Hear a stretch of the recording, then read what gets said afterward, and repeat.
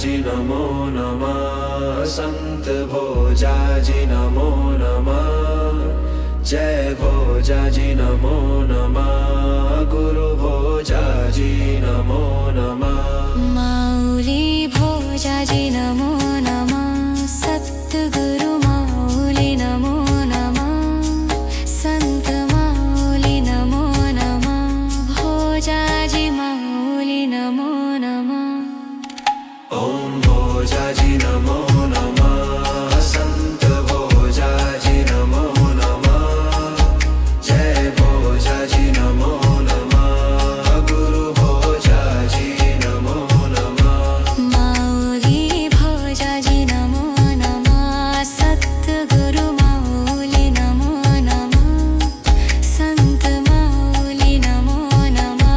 भोजाजी माऊली नमो नमः।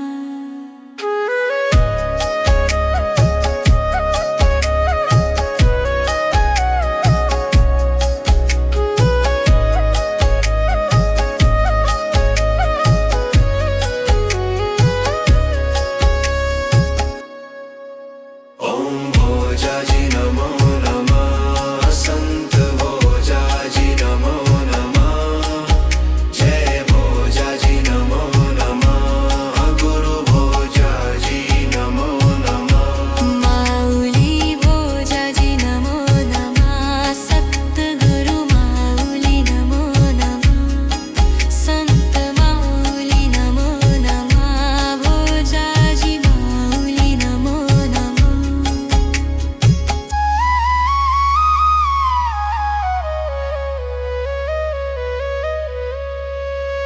ओम भोजाजी नमो नमः। संत भोजाजी नमो नमः। जय भोजाजी नमो नमः। गुरु भोजाजी नमो नमः। माऊली भोजाजी नमो नमः। सद्गुरु माऊली नमो नमः। संत माऊली नमो नमः। भोजाजी माऊली नमो नमः।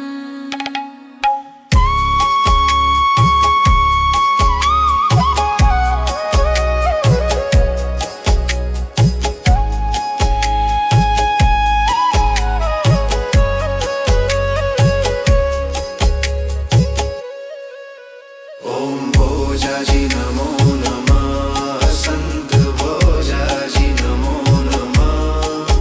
जय भोजाजी नमो नमः। गुरु भोजाजी नमो नमः।